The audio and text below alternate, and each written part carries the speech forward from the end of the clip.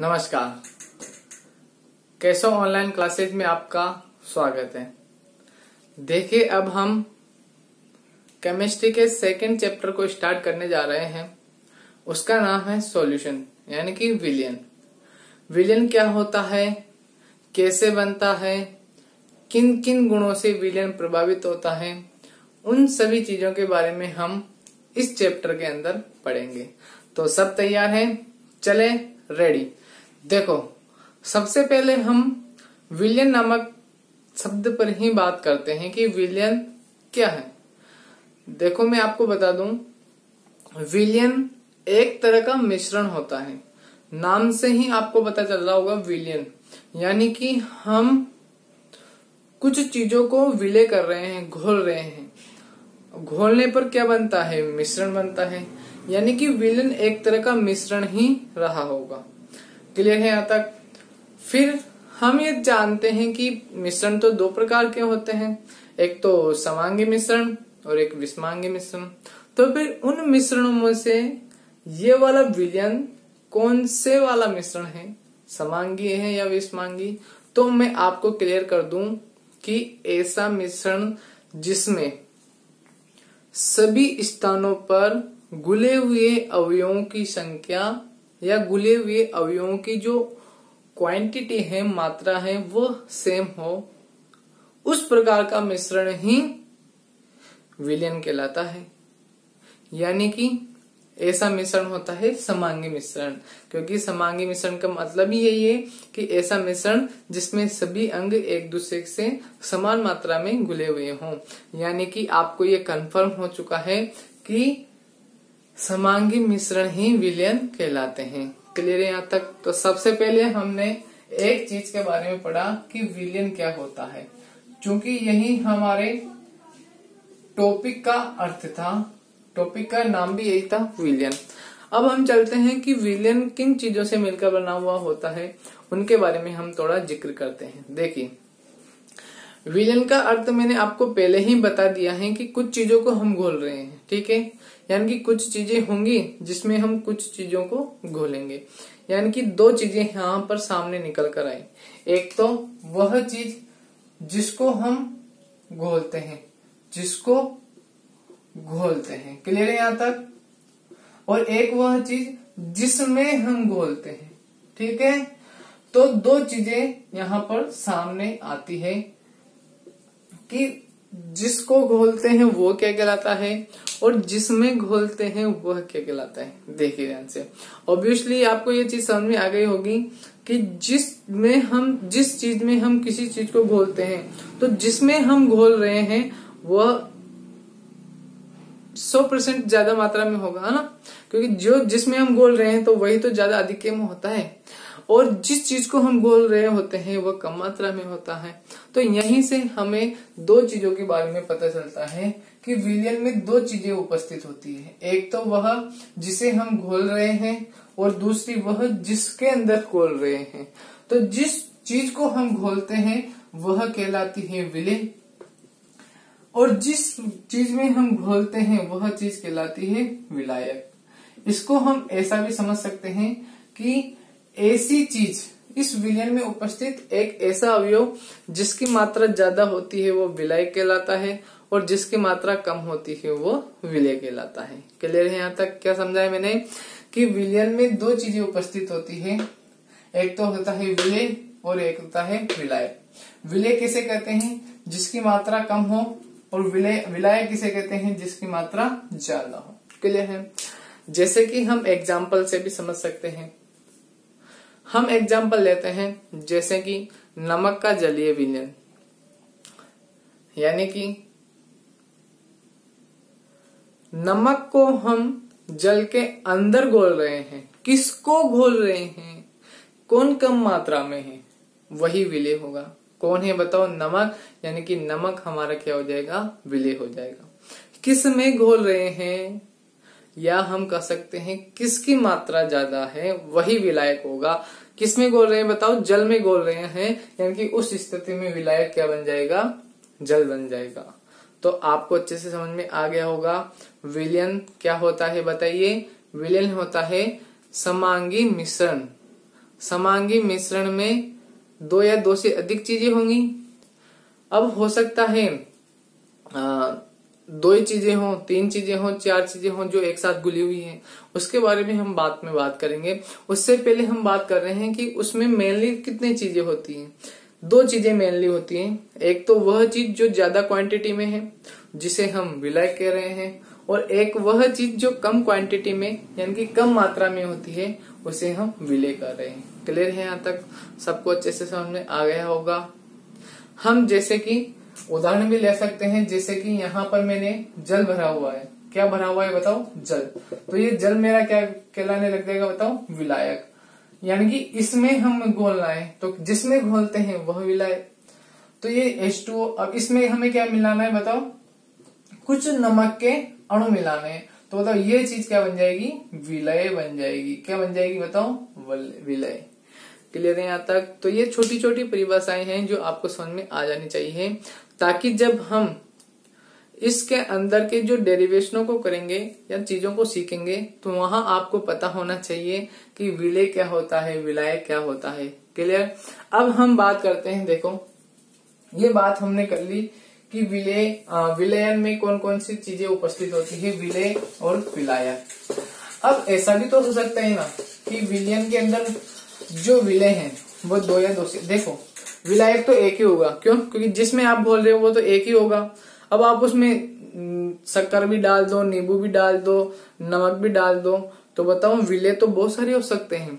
तो इस प्रकार से विलयनों को हम बहुत सारे तरीकों में या बहुत सारे भागों में विभाजित कर सकते हैं। पहला तो ऐसा विलयन जिसमें केवल दो ही अवयव हो, एक तो विलय हो और एक विलायक हो, इसे हम बोलते हैं द्विअंगी विलयन। ठीक है? यानी कि इसके कितने अंग हैं, यानी कि कितने पार्ट हैं? दो।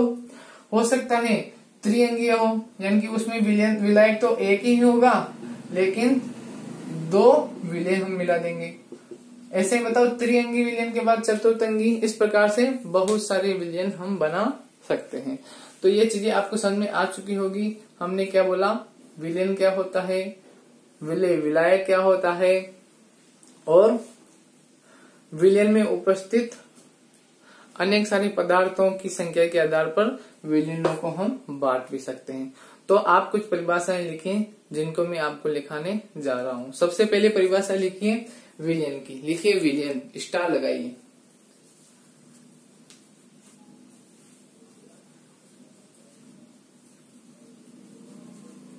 विलयन।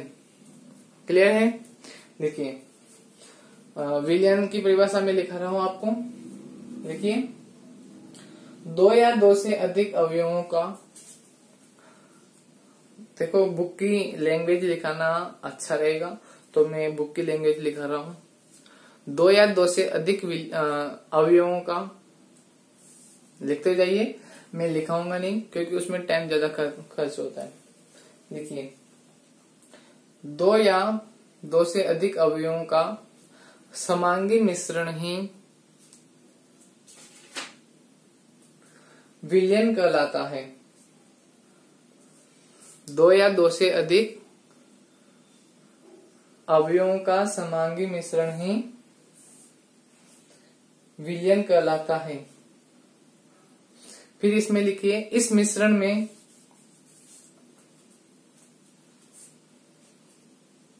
सभी जगह पर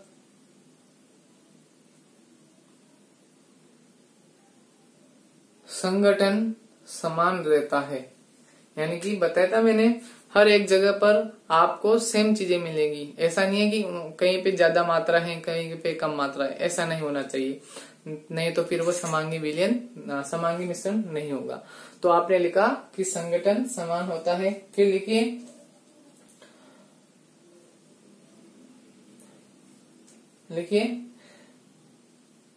विलयन में, लाइन चेंज करके लिखिए, एलसीएस लिखिए, ऐसे ही लिख लीजिए। विलयन में मुख्यतः दो प्रकार के अवयव उपस्थित होते हैं। विलयन में मुख्यतः दो प्रकार के अवयव उपस्थित होते हैं। अब आप हेडिंग डालिए पहला विलय। विलयन आपने सबसे पहला हेडिंग डाला। अब आप हेडिंग डालिए विलय। विलय क्या होता है? तो मैंने आपको बताया था विलयन में उपस्थित वह अवयव जिसकी मात्रा कम होती है वही विलय कहलाता है। यहां तक आपको समझ में आ गया था अच्छे से? तो लिखिए अब आप विलय, हेडिंग आपने डाल लिया होगा, लिखिए इसके अंदर विलय क्या होता है, लिखिए विलयन में जो अवयव कम मात्रा में उपस्थित होता है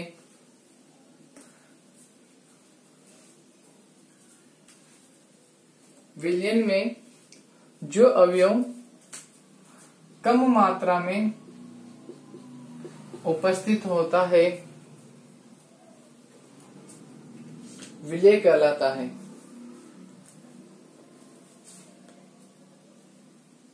विलय कहलाता है। फिर इसके बाद लिखिए विलयन में विलयों की संख्या एक या एक से अधिक हो सकती है। तभी तो हम बताएंगे द्विअंगी विलयन, त्रिअंगी विलयन, वो बात की बातें हैं। तो अभी आपने क्या लिखा होगा कि विलयों की संख्या एक से अधिक हो सकती है। ठीक है, लाइन चेंज कीजिए और दूसरा हेडिंग डालिए। ये पहला वाला पॉइंट था आपका, दूसरा वाला पॉइंट आप डालिए विलय। विलय के बाद क्या आएगा बताओ? विलायक। तो जल्द से लिखिए विलायक के बारे में।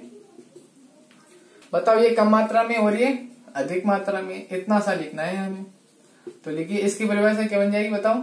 विलयन में उपस्थित वह अवयव जो अधिक मात्रा में हो। लिखिए विलयन में उपस्थित वह अवयव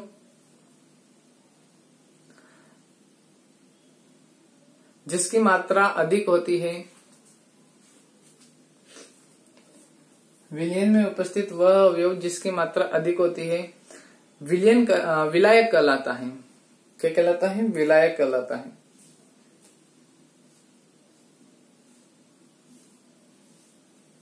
विलायक कहलाता है। क्लियर है?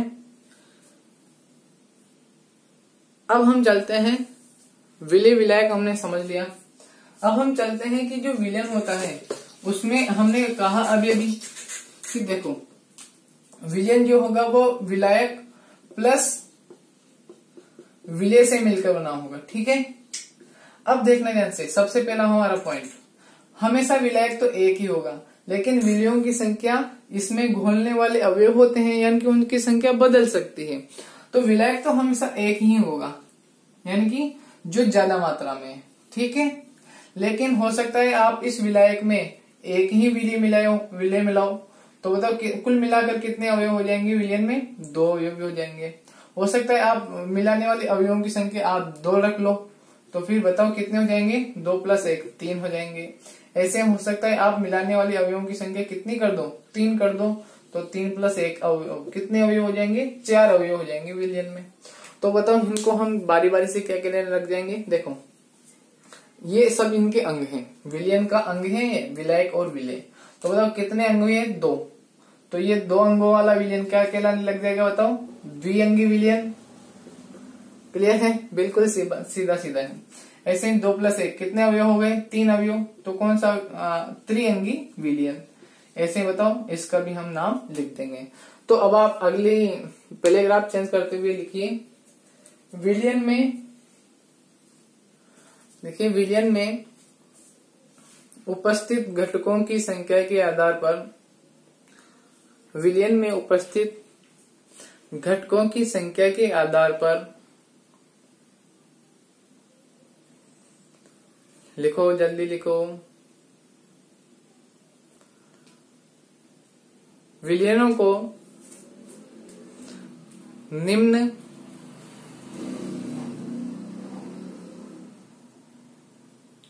प्रकारों में विभाजित किया गया है। ऐसे क्रमवाइज लिखते जाइएगा, जल्दी जल्दी लिखो। विलयन में उपस्थित अवयवों की संख्या, विलयन में उपस्थित घटक 2 हो, विलयन में उपस्थित घटक 2 हो तो उसे द्विअंगी विलयन कहते हैं। विलयन में उपस्थित घटकों की संख्या 2 हो तो उसे द्विअंगी विलयन कहते हैं। कॉमा, विलयन में उपस्थित अवयवों की संख्या 3 हो, विलयन में उपस्थित अवयवों की संख्या 3 हो तो उसे त्रिअंगी विलयन कहते हैं।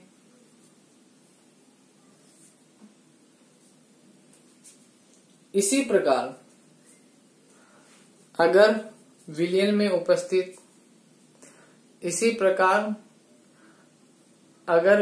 उपस्थित घटकों की संख्या 4 हो तो वह, बताओ कौन सा विलयन कहलाएगा? द्विअंगी, त्रिअंगी, कौन सा हो जाएगा बताओ? चतुष्क विलयन कहलाएगा। जल्दी से लिख लीजिए, चतुष्क विलयन कहलाता है। यहां तक सबको बात समझ में आ गई होगी। देखो अब हम चलते हैं आगे की तरफ।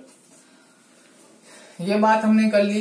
अब हम चलते हैं कुछ इंपॉर्टेंट परिभाषाओं के। देखो इस शुरुआती लेक्चर में आपको ये जो छोटी छोटी परिभाषाएं हैं उनको समझना है, तभी जाकर देखो किसी भी चैप्टर को समझने के पहले आपको उसकी शब्दावली को समझना होता है। विलय क्या होगा, विलायक क्या होगा, है ना, और उसमें अंगों की घटकों की संख्या कितनी है तो उसको किस नाम से जानते हैं, है ना। तो इन सब चीजों के, इन सभी शब्दावलियों के बारे में आप जानोगे तभी जाके आप समझ पाओगे कि हम क्या सोचना चाह रहे हैं। तो इसी के साथ अब आप आगे लिखिए।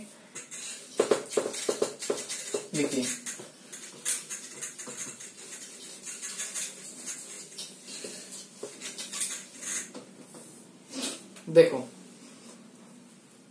अब हम विलयन को, उस विलय को विलायक में घोलने पर उसकी कितनी मात्रा उसमें है उसके आधार पर पढ़ेंगे।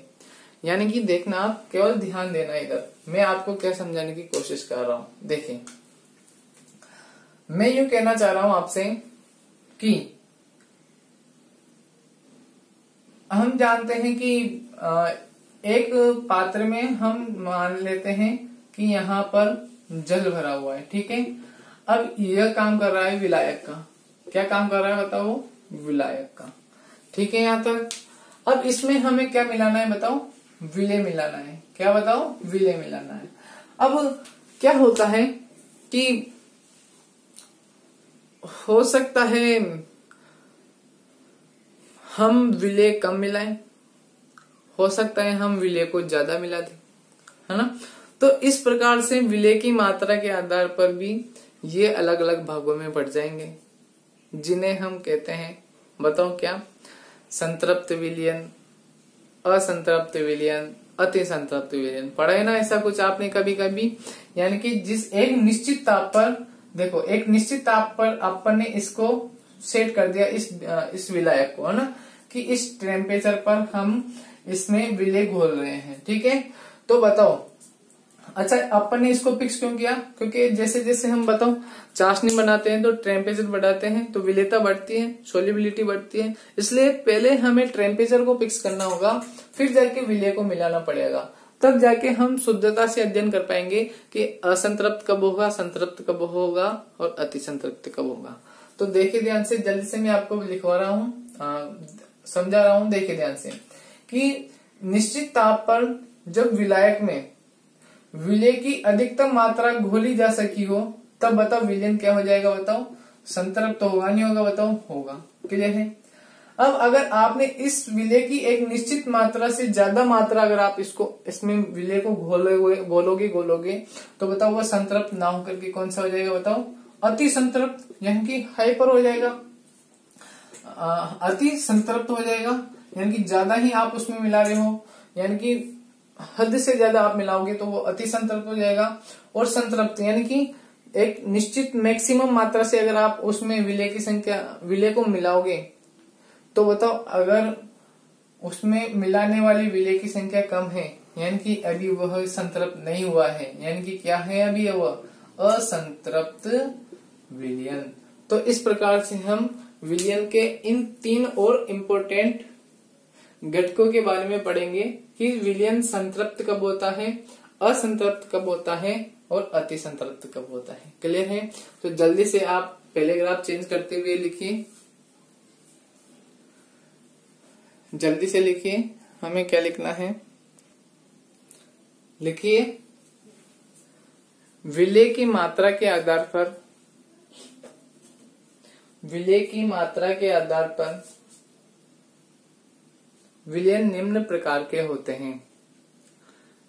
विलय की मात्रा के आधार पर विलयन निम्न प्रकार के होते हैं। सबसे पहला हेडिंग आप डालिए, पहले नंबर पे बताओ असंतृप्त विलयन। पहले नंबर पे आप डालिए असंतृप्त विलयन।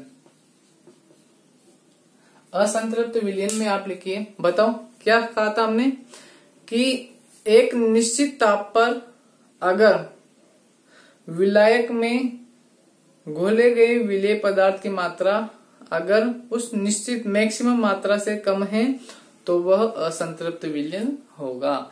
जल्दी से आप इसको लिखिए, मैं लिखवा रहा हूं, लिखिए वह विलयन जिसमें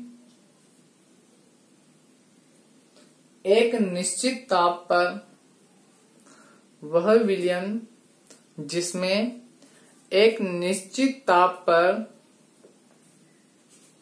विलेय पदार्थ की और अधिक मात्रा घोली जा सकती हो, विलेय पदार्थ की और अधिक मात्रा घोली जा सकती हो, असंतृप्त विलयन कहलाता है। यानी कि अभी हम इसमें उस मैक्सिमम क्वांटिटी तक नहीं पहुंचे हैं, यानी कि हम अभी भी इसमें और विलय मिला सकते हैं पर्टिकुलर टेम्परेचर पर। क्लियर है यहाँ तक? तो हमने लिखा कि ऐसा विलयन जिसमें किसी निश्चित ताप पर अभी और विलेय पदार्थ उसमें घोला जा सकता है, यानी कि अभी उसमें कुछ कमी है और भी हम उसमें विलेय पदार्थ को भर सकते हैं। ठीक है यहाँ तक? तो अब इसके बाद हम क्या लिखेंगे, बताओ संतृप्त विलयन की परिभाषा। बताओ संतृप्त विलयन, देखो ये आप बचपन में पढ़ चुके हो, लेकिन फिर भी मुझे आपको लिखाना पड़ेगा, क्योंकि शब्दावली अगर आपके कनेक्ट नहीं होगी ना तो आपको ये चैप्टर विचित्र लगेगा, लेकिन अगर आपने शब्दावली समझ ली तो ये चैप्टर आपको बहुत आसान लगेगा। देखिए आगे, संतृप्त विलयन बताओ, यानी कि एक फिक्स टेम्परेचर पर हम विलायक में विलय की कितनी मैक्सिमम मात्रा घोल सकते हैं, तो जितनी मैक्सिमम मात्रा घोल सकने पर जो विलयन बनेगा वह क्या होगा, बताओ संतृप्त विलयन। यानी कि आप क्या कर रहे हो, विलायक में निश्चित तापमान पर विलय घोल रहे हो। ठीक है, अब एक टाइम ऐसा आएगा जिसमें वह अपने मैक्सिमम क्वांटिटी पर पहुंच जाएगा, इससे ज्यादा आप उसमें विलय नहीं मिला सकोगे, तो वह उस समय का जो विलयन होगा वह क्या हो जाएगा, बताओ संतृप्त विलयन। तो आप इसकी परिभाषा लिखिए, लिखो निश्चित ताप पर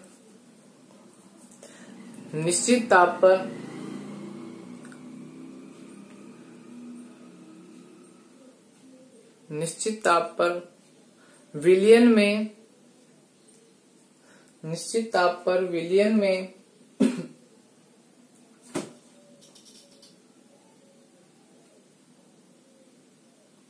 विलेय पदार्थ की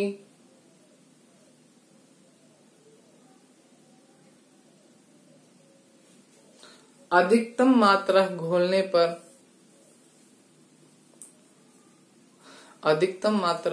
पर बना विलयन संतृप्त विलयन कहलाता है। बना विलयन संतृप्त विलयन कहलाता है।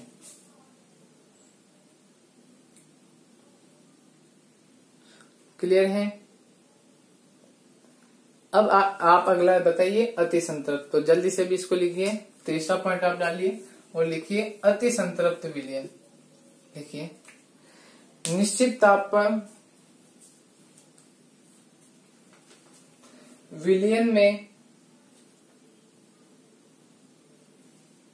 निश्चित ताप पर विलयन में विलेय को उसकी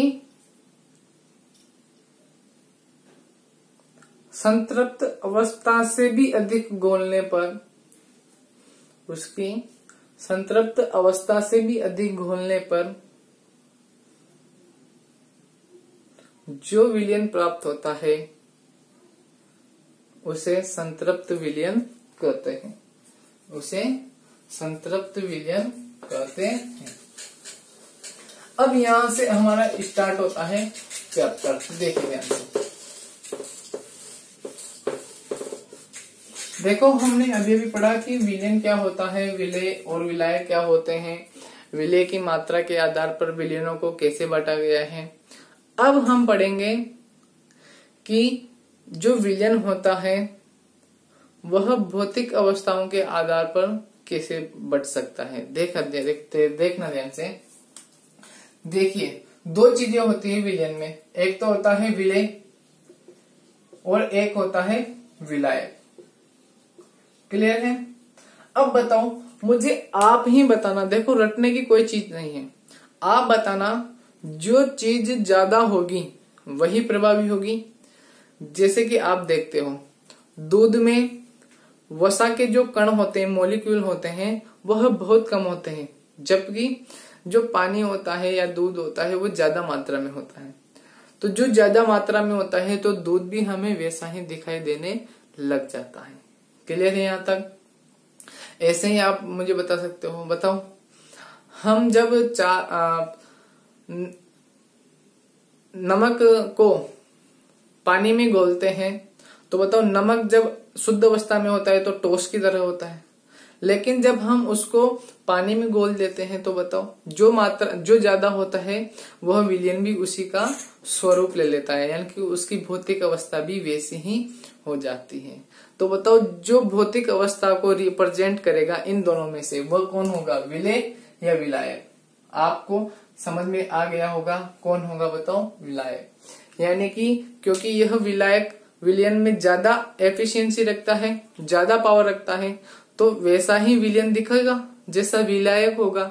तो इसी के आधार पर अब हम इसकी भौतिक अवस्थाओं को निर्धारित करेंगे। आपको भी पता है विलायक या कोई भी पदार्थ हो, चाहे वो विलेय हो विलायक हो, सामान्यतः वो तीन अवस्थाओं के रूप में पाया जाता है। तो हम पढ़ेंगे पहली अवस्था कौन सी होती है, बताओ ठोस, पता है आपको, द्रव, और कौन सी होती है बताओ गैस। अगर विलायक ठोस है तो वह कौन सा हो जाएगा, बताओ विलायक अगर ठोस है तो वो कौन सा विलयन हो जाएगा, ठोस विलयन। कैसे? क्योंकि जो विलायक होगा वैसा ही कौन दिखेगा, बताओ विलयन दिखेगा। अगर मान लो विलायक द्रव है तो विलयन भी कैसा दिखने लग जाएगा, बताओ द्रव के जैसा दिखने लग जाएगा। और अगर विलायक ठोस गैस है तो विलयन भी कैसा दिखने लग जाएगा, बताओ गैसीय विलयन दिखने लग जाएगा। तो इन तीन चीजों के बारे में भी आपने अच्छे से समझ लिया, जान लिया होगा कि द्रव विलयन किसे कहेंगे, ठोस विलयन किसे कहेंगे और गैसीय विलयन किसे कहेंगे। क्लियर है यहाँ तक? जल्दी से आप नोट करना स्टार्ट कीजिए। लिखो, लिखिए विलयनों के प्रकार। लिखिए जल्द से, विलयनों के प्रकार।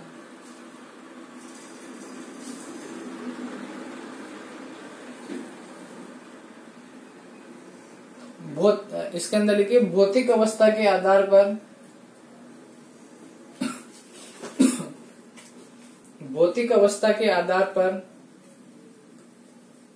विलयन तीन प्रकार के होते हैं। भौतिक अवस्था के आधार पर विलयन तीन प्रकार के होते हैं। बताइए पहला ठोस विलयन। लिखिए इसके अंदर, बताओ विलायक कौन होगा, मतलब विलायक जो विलायक होगा वैसा ही विलयन दिखने लग जाएगा। यानी कि इस विलयन में विलायक किसके रूप में होगा, बताओ ठोस के रूप में। तो लिखिए, लिखिए ठोस विलयन। लिखिए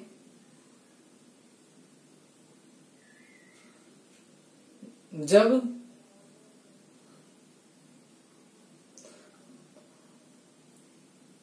टोस विलायक में, जब टोस विलायक में, अच्छा आपको ये पता है ना कि टोस विलियन टोस है, यानी कि इसमें विलायक तो क्या होगा, फिक्स हो गया। क्या होगा बताओ, विलायक ये तो फिक्स हो गया, क्या होगा बताओ, टोस। इसमें भी विलायक फिक्स हो गया, कौन, क्या होगा बताओ, द्रव। और इसमें भी विलायक फिक्स हो गया, कौन होगा बताओ, गैस। क्यों, क्योंकि विलयन विलायक जैसा दिखता है, विलयन भी वैसा ही दिखता है। अगर आप विलायक के रूप में टोस लोगे तो विलयन भी कैसा दिखेगा, टोस विलयन दिखेगा। अगर आप विलायक द्रव लोगे तो विलयन भी कैसा दिखेगा, द्रव दिखेगा। और विलायक गैस लोगे तो विलयन भी गैस की तरह दिखेगा। तो ये तो चीज फिक्स हो गई कि जैसा विलायक होगा वैसा ही विलयन दिखेगा। लेकिन बताओ अभी भी एक और अवयव उपस्थित है जो हम इनमें मिलाएंगे, बताओ कौन, विलय। तो इससे फर्क नहीं पड़ेगा इसको कि आप विलय क्या ले रहे हो। तो बताओ विलय के रूप में यहाँ पे टोस भी आ सकता है, टोस के साथ टोस भी मिल सकता है, टोस के साथ द्रव भी मिल सकता है, और टोस के साथ हम गैस भी मिला सकते हैं। तो इस प्रकार से इस प्रकार के विलय को जब इस प्रकार के विलायक में मिलाया जाता है तो बताओ कौन सा विलयन बनता है, टोस विलयन बनता है। क्लियर है, लिख सकते हैं। समझ में आया क्या समझाया मैंने, कि जब विलय टोस द्रव या गैस को टोस विलायक में मिलाया जाता है तो टोस विलयन बनेगा। जल्दी से आप इस प्रकार से लिखिए, लिखो क्या लिखा था मैंने, शुरू से लिखिए। जब एक टोस, ऐसे लिखिए, जब एक टोस विलायक में विलय, ब्रैकेट में लिख लीजिए, टोस द्रव गैस, क्या लिखा बताओ, विलय के बाद ब्रैकेट में टोस द्रव गैस को मिलाया जाता है,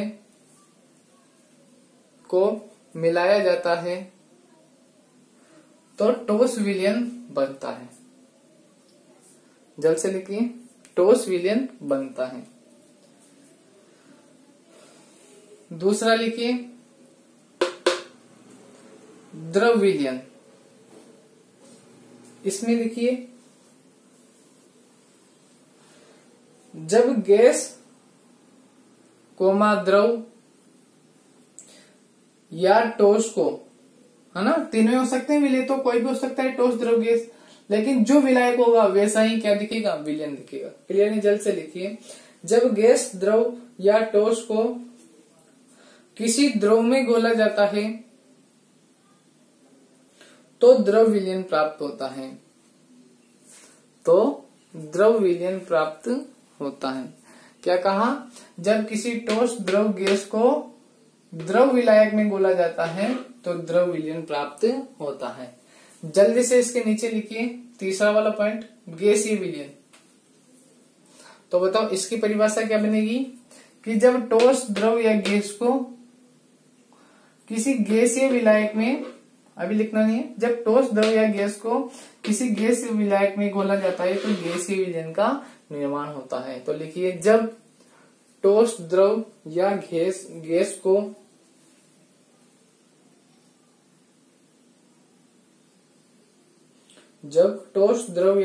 को किसी गैस में मिलाया जाता है,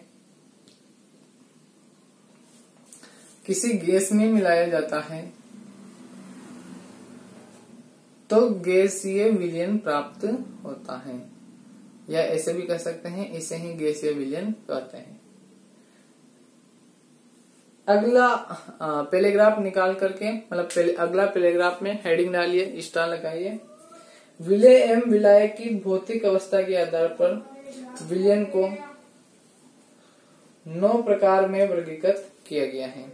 यानी कि देखो ध्यान से, मैं आपको समझाता हूं कैसे। क्या लिखा आपने, भौतिक अवस्था के आधार पर विलयन को 9 प्रकार में, देखना ध्यान से कैसे। बताओ,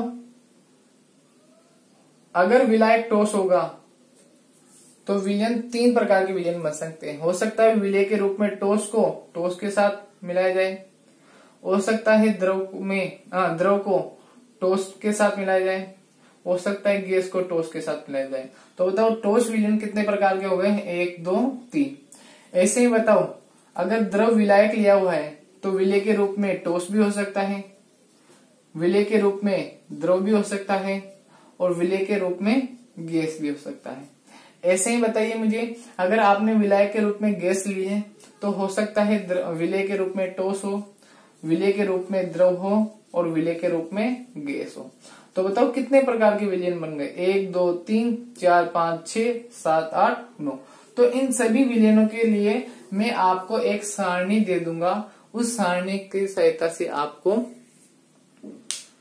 वह जैसी आपको अपनी रजिस्टर में लिख लेनी है। ठीक है, इस वीडियो में इतना ही काफी, उसका मैं आपको फोटो सेंड कर दूंगा। ठीक है।